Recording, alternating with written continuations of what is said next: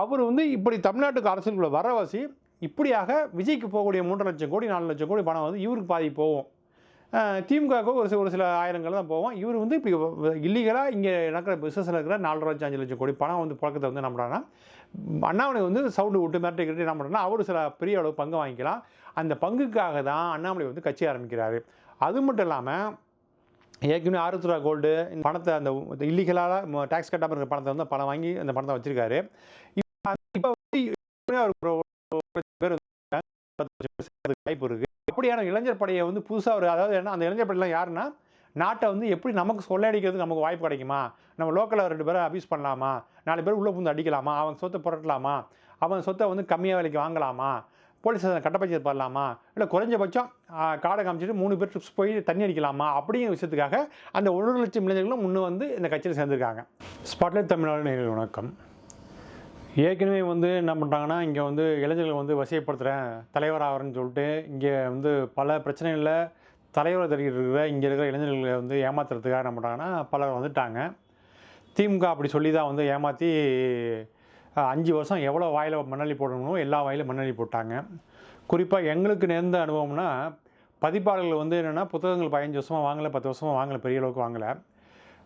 பதிப்பாளர் வந்து புத்தகம் வாங்குகிறோம் நேர்மையாக பண்ணுன்னு சொல்லிட்டு 3 வருஷம் 4 வருஷம் புத்தகம் ஆர்டர் எதுவும் போடாமல் கடைசி நேரத்தில் என்ன பண்ணாங்கன்னா, ஆன்லைனில் வந்து அப்ளை பண்ணி புக்கு வாங்கின்னு சொல்லிட்டு என்ன பண்ணுறாங்கன்னா, எல்லாரையும் வந்து 500 பணத்தை கட்டுறது 5 இடத்துக்கு புக் அனுப்புன்னு சொல்லிட்டு நாங்கள் வந்து ஒரு 1000 ரூபா 1000 ரூபா செலவு பண்ண பிறகு எங்களுக்கு வந்து ஒவ்வொரு புக்லேயும் வந்து 5 காப்பி வாங்கிக்கிறாங்க. அதனால் கூட்டி கழிச்சு பார்த்தா எங்களுக்கு நஷ்டம்தான். சரி, ஒரு 100 பதிப்பாளர்கள் வந்து 5 காப்பி கொடுத்து ஒரு சில பதிப்பாளர்கள் என்ன பண்ணாங்கன்னா 50 லட்சம் 1 கோடின்னு சொல்லி ஆர்டர் கொடுத்துட்டு அதில் என்ன பண்ணாங்கன்னா, அவங்கள்ட்ட வந்து 30% கமிஷன் வாங்கிட்டு நீங்கள் ஆட்சி கவிழ்ந்துச்சு அந்த 1 கோடி ரூபா 50 லட்சம் 80 லட்சம் புக்கு ஆர்டர் கொடுத்துட்டு அதுக்காக 30% கமிஷன் கொடுத்தவங்களாம் நடுவில் நிற்கிறாங்க. இப்படியான ஒரு போக்கு தான் போகுது. அது மட்டும் இல்லாமல் பத்திரிகைகளில் சின்ன சின்ன பத்திரிகைகளில் அக்ரிடேஷன் கார்டு கொடுக்காம எந்த விளம்பரமும் கொடுக்காம அவங்களுக்கு வந்து அதாவது பயணப்படின்னு சொல்லி ஏதாவது மினிஸ்டர் கொடுப்பாங்க.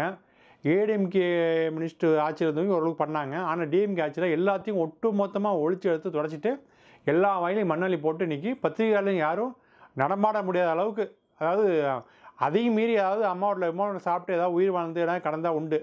பத்திரிகையாளன்னு சொல்லிட்டு இன்றைக்கி உழைக்கக்கூடிய சமூகத்துக்காக உண்மையாக எழுதக்கூடிய பத்திரிகைகள் யாரும் இல்லாத அளவுக்கு திமுக வந்து தொடச்சி அடிச்சிச்சு. அறிவுஜீவிகளையும் அப்படி தான் பண்ணிடுச்சு, பத்திரிகைகளையும் அப்படி தான் பண்ணி வச்சுருக்கு. இப்படி வந்து இளைஞர்கள் வந்து பல்வேறு செக்டாரில் என்ன பண்ணாங்கன்னா, ஒவ்வொரு தரப்பு இளைஞர்களும் வந்து என்ன பண்ணாங்கன்னா, தங்கள் வாழ்க்கைக்கு யாராவது விடிவு வராதா, யாராவது வந்து முன்னெடுத்து வரமாட்டாங்கன்னா, நம்ம பிரச்சனையை அரசு கொண்டு போக மாட்டாங்களான்னு சொல்லிட்டு பலரும் இயங்கிக்கிட்டு இருக்காங்க. எப்படி நாங்கள் வந்து பத்திரிகையாளராக ஒரு பதிப்பாளராக இயங்கிக்கிட்டு இருக்கோமோ, அதேமாதிரி நம்மனா நெசவு தொழிலாளர்கள் அப்படி தான் இயங்குறாங்க. அங்கே வந்து தாமோ அன்பரசன் வந்து அந்த சமூக சொந்தவராக இருந்தாலும் அவங்களுக்கு எந்த விடிவாயும் பிறக்கப்படல. நூல் வாங்குறதுலேருந்து எல்லாமே போலியான நூலும் மட்டமான நூல் கொடுக்குறாங்க. அது மட்டும் இல்லாமல் அந்த விசைத்தறிகளுக்கு ஒரு நாளைக்கு 200-300 ரூபா தான் சம்பாதிக்க முடியுது. 10,000 சம்பாதிச்சு என்ன பண்ண போகிறாங்க? அப்புறம் மட்டும் இல்லை, அங்கே இருக்கிற பல கூட்டுறவு சங்கங்கள் அமைப்பு என்ன பண்ணுறாங்கன்னா, இவங்களே வந்து என்ன பண்ணுறாங்கன்னா கடன் என்ன வாங்கிட்டு ஏற்றிட்டு அந்த அந்த மக்களுக்கு வந்து எதுவுமே செய்யாமல் பண்ணுறாங்க. இன்றைக்கி அந்த ஊர்ப்புறங்களில் போய் பார்த்தோம்னா நெசவு தொழில் செய்கிறவங்க ஆனால் சட்டை வந்து பயங்கர மோசமாக சட்டை போட்டுருப்பாங்க.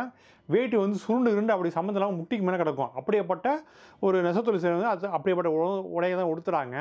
ஏதோ ஒரு சில பசங்க வந்து 100ல் 2 பேர் வந்து எங்கேயாவது வேலைக்கு போயிட்டு ஐடி ஃபீல்டில் போய்ட்டு சம்பாதிச்சு ஏதோ பொழைச்சிக்கிறாங்க தவிர மோசமான ஒரு போக்கு தான் போயிட்டுருக்கு.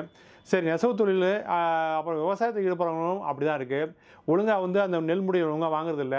இப்போ அதாவது மழை காலங்களில் சேதம் விளைவிச்சா சேதத்துக்கு ஒழுங்கான நிவாரணம் கொடுக்குறதில்ல. இப்படியான போக்கு தான் நடைபெறுது.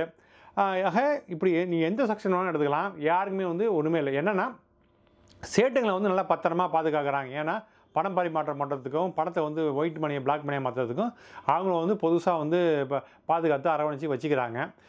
அப்புறம் வந்து இன்றைக்கி இருக்கிற பெரிய பெரிய தொழில்துறையில் என்ன பண்ணுறாங்கன்னா, அதாவது யாரும் 5 லட்சம் 10 லட்சம் 1 கோடி 1.5 கோடி மேலே இன்வெஸ்ட் பண்ண முடியாது. அதுமாரி யாராவது போட்டாங்கன்னா ஒன்று வந்து பிராமினாக இருக்கணும், அல்லது வந்து பார்சியாக இருப்பாங்க, அல்லது குஜராத்திக்காரங்களாக இருப்பாங்க. சேட்டுங்க இப்படி ஆட்கள் தான் பண்ண முடியும். அப்படியேப்பட்ட ஒரு இடத்துல வந்து தமிழ்நாடு வந்து இந்த திமுகவும் ஏடிஎம்கேவும் மாற்றி வச்சிச்சு. அது மட்டும் இல்லாமல் யாராவது ஒருத்தன் பிஸ்னஸ் பண்ணி அவன் வந்து நல்லா இருந்தானா என்ன பண்ணாங்கன்னா, அவன் பிஸ்னஸ் இவங்க போய் என்ன கரெக்ட் பண்ணி அந்த இடத்த வாங்கிக்கிட்டு அடித்து பிடிச்சி பாதி வெளில வாங்கிக்கிட்டு அவங்களையும் கவுத்து விட்ருவாங்க. இப்படியான போக்கு தான் போயிட்டுருக்கு.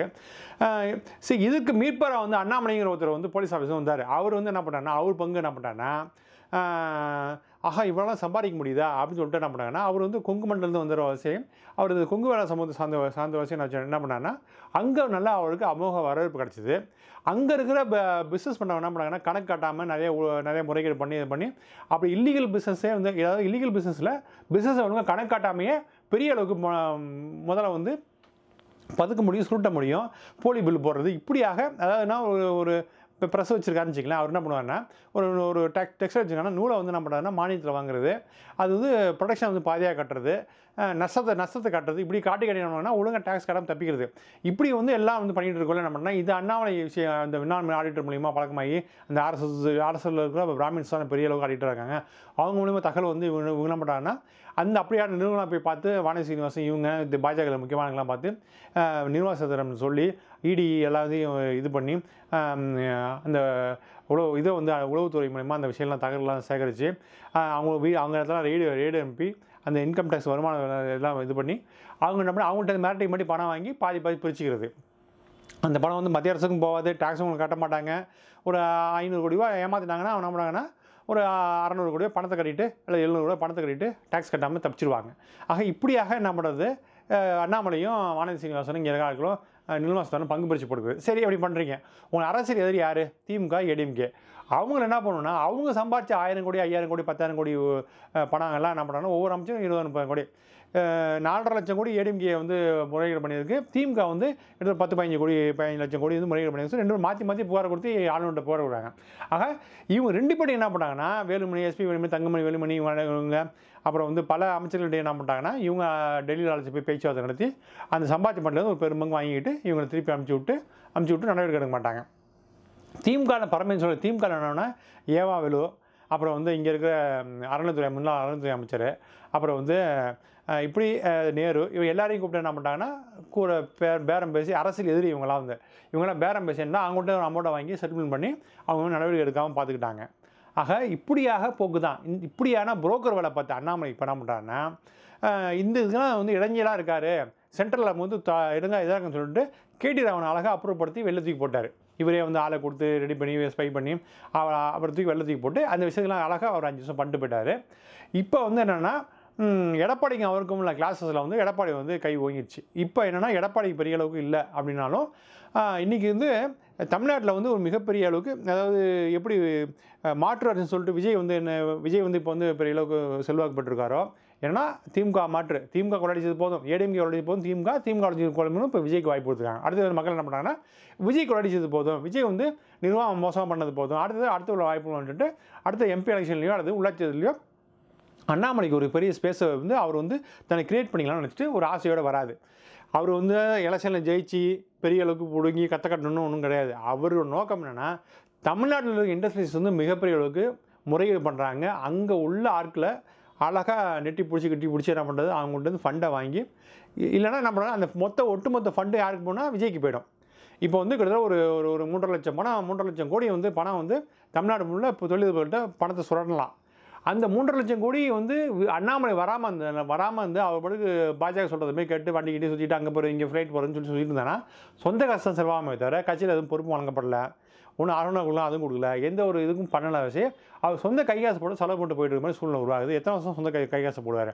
ஆக அவர் வந்து இப்படி தமிழ்நாட்டுக்கு அரசுக்குள்ளே வரவாசி இப்படியாக விஜய்க்கு போகக்கூடிய 3.5 லட்சம் கோடி 4 லட்சம் கோடி பணம் வந்து இவருக்கு பாதி போகும், திமுகவுக்கு ஒரு சில ஆயிரங்கள் தான் போவோம். இவர் வந்து இப்படி இல்லீகலாக இங்கே நடக்கிற பிஸ்னஸில் இருக்கிற 4.5 லட்சம் 5 லட்சம் கோடி பணம் வந்து பழக்கத்தை வந்து என்ன பண்ணுறாங்கன்னா அண்ணாமலை வந்து சவுண்டு விட்டு மிரட்டி என்ன பண்ணுறேன்னா அவர் சில பெரிய அளவு பங்கு வாங்கிக்கலாம். அந்த பங்குக்காக தான் அண்ணாமலை வந்து கட்சி ஆரம்பிக்கிறாரு. அது மட்டும் இல்லாமல் ஏற்கனவே ஆருத்ரா கோல்டு இந்த பல கொங்கு இதில் இருக்கிற பல வந்து அந்த பணத்தை அந்த இல்லீகலாக டேக்ஸ் கட்டாமல் இருக்கிற பணத்தை வந்து பணம் வாங்கி அந்த பணத்தை வச்சுருக்காரு. இப்போ வந்து எடுத்தோடனே அவருக்கு ஒரு லட்சம் பேர் வந்து சேர்ந்துருக்காங்க, இன்னும் ஒரு 10 லட்சம் பேர் சேர்றதுக்கு வாய்ப்பு இருக்குது. அப்படியான இளைஞர் படையை வந்து புதுசாக அதாவது என்ன அந்த இளைஞர் படையெல்லாம் யாருன்னா நாட்டை வந்து எப்படி நமக்கு கொள்ளையடிக்கிறதுக்கு நமக்கு வாய்ப்பு கிடைக்குமா, நம்ம லோக்கலில் 2 பேரை அபியூஸ் பண்ணலாமா, 4 பேர் உள்ளே புந்து அடிக்கலாமா, அவன் சொத்தை புரட்டலாமா, அவன் சொத்தை வந்து கம்மியாக விலைக்கு வாங்கலாமா, போலீஸ் கட்டப்பஞ்சர் பண்ணலாமா, இல்லை குறைஞ்சபட்சம் காடை காமிச்சிட்டு 3 பேர் ட்ரிப்ஸ் போய் தண்ணி அடிக்கலாமா அப்படிங்கிற விஷயத்துக்காக அந்த 1 லட்சம் இளைஞர்களும் முன்னே வந்து இந்த கட்சியில் சேர்ந்துருக்காங்க. ஆக இப்போ விஜயில் சேர்ந்துருக்க மக்களும் அப்படி பார்த்தீங்கன்னா இப்போ பார்த்தீங்கன்னா ஏற்கனவே 3 எம்எல்ஏ மேலே பாலியல் புகார் இருக்குது. அந்த எம்எல்ஏ என்ன சொல்கிறாருன்னா விடுங்க பார்த்துக்கலாம், அடுத்த வேலைவாய்ப்பு உங்களுக்கு ஏற்பாடு சொல்லி அப்படி சொல்கிறத பார்க்க முடியுது. அந்த எம்எல்ஏ மேலே நடவடிக்கை எடுக்கப்பட மாட்டாங்க. ஏற்கனவே இங்கே இருக்கிற பூந்தமல்லி எம்எல்ஏ மேலே பாலியல் புகார் இருக்குது. அந்த விஷயம் எதுவும் நடக்கலை. ஆக இப்படியான போக்கு தான் போயிட்டுருக்கு. இப்போ அண்ணாமலை வந்து அரசியல் வரையோட ஹிஸ்ட்ரி வந்து இதுதான். ஆனால் அண்ணாமலை வந்து ஒழுங்காக வந்து இங்கே இருக்கிற பிரச்சனைகளை ஐடென்டிஃபை பண்ண மாட்டார். வாய் வச்ச மாதிரி சீமான் எப்படி அங்கங்கே வாய் வச்சு ஒரு விஷயம் ஸ்ட்ராங்காக கொண்டு போய் கோர்ட் வரைக்கும் கொண்டு போய் பிரச்சனையை சால்வ் பண்ண வெறும் வாயை வச்சுட்டு காசு வாங்கிட்டு போயிட்டே இருப்பார். திடீர்னு பார்த்தீங்கன்னா மண் வளம் காப்பம்பார், இயற்கை வளங்களை பாதுகாப்பம்பார். ஆனால் அங்கே என்னென்னா அங்கே மணல்லேருந்து ஒரு அமௌண்ட் வந்துகிட்டு இருக்கும் பல்காக. அப்புறம் வந்து சுரங்கத்துலேருந்து ஒரு அமௌண்ட் வந்துகிட்டு இருக்கும், செங்கல் சூழலேருந்து ஒரு அமௌண்ட் வந்துட்டு இருக்கும். இப்படியாக தான் அவர் பண்ணிகிட்டு இருப்பார். அதே மாதிரி தான் அண்ணாமலையும் இங்கே இருக்கிற ஒரு இடத்துல மண் அள்ளுறாங்களா, ஒரு ஆற்றுல, ஒரு ஊரில் ஆற்றுல மண் அள்ளுறாங்களா, டிஎம்கே ஏடிஎம்கே போகிற மாதிரி தாவேக்காவுக்கு போவோம், அடுத்து வந்து அண்ணாமலை ஒரு பங்கு போகும். அது அந்த நோக்கத்துக்காக தான் வராரு. குறைஞ்சபட்சம் ஒரு நல்ல கட்சி, லீடிங்கான கட்சியை ஆரம்பித்து இளைஞர்கள் உங்கள் பண்ணி திரட்ட தெரிஞ்சதுன்னா, ஏதாவது ஃபோக்கஸ் பண்ணி ஏதாவது பேசி திரட்டினீங்கன்னா உங்களுக்கு 5வது பங்காக ஒரு பங்கு வரும். ஆக வர எலெக்ஷனில் ஒரு 7-8 கட்சிகளை தாண்டி ஒரு 5-6 எம்எல்ஏ தொகுதியில் வந்து புதுசாக ஒரு சக்தி உள்ளே இறங்கி இந்த ஏற்கனவே இருக்கிற இந்த கழுசலையெல்லாம் ஒழிச்சு கட்டி ஒரு 4-5 தொகுதியை வாங்கி அவங்க வந்து விஜயோட அரசியலையும் மற்ற அரசியலையும் ஒன்றிய இதோட அந்த ஆதிக்கம் இல்லாமல் கொண்டு போனால் சின்ன சின்ன அமைப்புகள் ஒரு 100-200 அமைப்புகள் ஒன்று சேர்ந்து வர இருக்கிற இடைத்தேர்தலில் வந்து நின்று அவங்க ஜெயிக்கிறதுக்கான வாய்ப்பை உருவாக்கி அதை அந்த நோக்கி போய் இவங்களெல்லாம் அம்பலப்படுத்தி இந்த விஷயங்களை ஒரு 5 தொகுதி ஜெயிச்சு இப்போ சுயேட்சையாக நின்று கூட 5 தொகுதி ஜெயிச்சு பண்ணால் மட்டும்தான் இங்கே இருக்கிற தமிழ்நாட்டு அரசியலையும் தமிழக மக்களையும் அங்கே உரிமைகளையும் பேச முடியும், விஷயங்களை பண்ண முடியும். இல்லைனா மாற்றி அடிச்சுக்கிட்டு இன்னும் ஒரு 3 மாதம் சரண்டர் ஆகிடுவாங்க பாருங்கள். ஒவ்வொருத்தரும் பேசி சரண்டர் ஆகி எப்படி பாஜக வந்து திமுக சரண்டர் ஆகி ஊழலை பங்கு பிடிச்சிட்டாங்களோ அது மாதிரி தாவேக்காவும் டிஎம்கேடிஎம்க்கும் இப்போ சமரசமாகிட்டு பங்கு பிடிச்சது வாய்ப்பு இருக்குது. அப்படி இல்லாமல் மக்கள் விஷயங்களை கவனப்படுத்தணும், அதிகாரிகளோட ஆட்டத்தை குறையும். இப்போ போலீஸ் ஸ்டேஷன் இன்னை வரைக்கும் என்ன நடவடிக்கை எடுக்கிறாங்க, என்ன அப்படி இருக்குது, இப்போ அரசுத்துறை அதிகாரிகள் என்ன செயல்பட்டாங்க, ஊழல் இல்லாமல் இருக்கா, முறைகள் இல்லாமல் இருக்கா, என்ன மாற்றம் நடந்துச்சு, ஒன்றுமே நடக்கலை. ஆக அந்த மாற்றத்தை நோக்கி மக்களுக்கு அழுத்தம் வரணும்னா நம்ம என்ன பண்ணால் புதுசாக அண்ணாமலை போல் ஆட்கள் இன்னும் நிறைய பேர் வருவாங்க. இவர்கள் கடைசியெல்லாம் ஒழிச்சு கட்டணும்னா சின்ன அமைப்புகள் எல்லாம் ஒன்று சேர்ந்து 100 பேர் 500 பேர் 500 அமைப்புகள் ஒன்று சேர்ந்து இவர்கள் அம்பலப்படுத்திட்டு இந்த வர இருக்கிற இடத்துல வந்து ஒரு 5-6 தொகுதியை ஜெயிச்சு அரசியலை வந்து மக்களுக்கான தேவையை நோக்கி அரசியலை வந்து மையப்படுத்தி கொண்டு போவதற்கான ஒரு அழுத்தத்தை கொடுக்கணும். அதற்கு இடத்தில் நடக்கிற 5-6 தொகுதியில் வந்து வெற்றி பெறுவதற்கான ஒரு வாய்ப்பை உருவாக்கினா மட்டும்தான் அதுக்கான இது நோக்கி போக முடியும். இல்லைனா சமரசமாகி தமிழ்நாட்டை கொள்ளையடிக்கக்கூடிய இடமாக தான் மாற்றுவாங்க. வெள்ளைக்காரனை மிஞ்சி இருக்காங்க நம்ம இங்கே இருக்கிற கொள்ளைக்காரங்க. சமுதாயத்தை காப்பாற்றணும்னா எல்லாரும் ஒன்றிணைவோம். சின்ன அமைப்புகள் சக்திகளாக ஒன்று சேர்ந்து நம்ம கூட இருக்கிற ஜாதி மத வேறுபாடுகள் கலைந்து வேலை செய்யும். அப்படி வேலை செஞ்சு ஒரு இடைத்தேர்தல் நடக்கிற 5-6 தொகுதியை கைப்பற்றினா மட்டும்தான் நமக்கான விடிவு காலம் பிறக்கும். அடுத்த வீடியோவில் அடுத்த சிந்தனையோடு பார்ப்போம். நன்றி, வணக்கம். Hi, this is Inia here. For more filmy entertainment news, subscribe to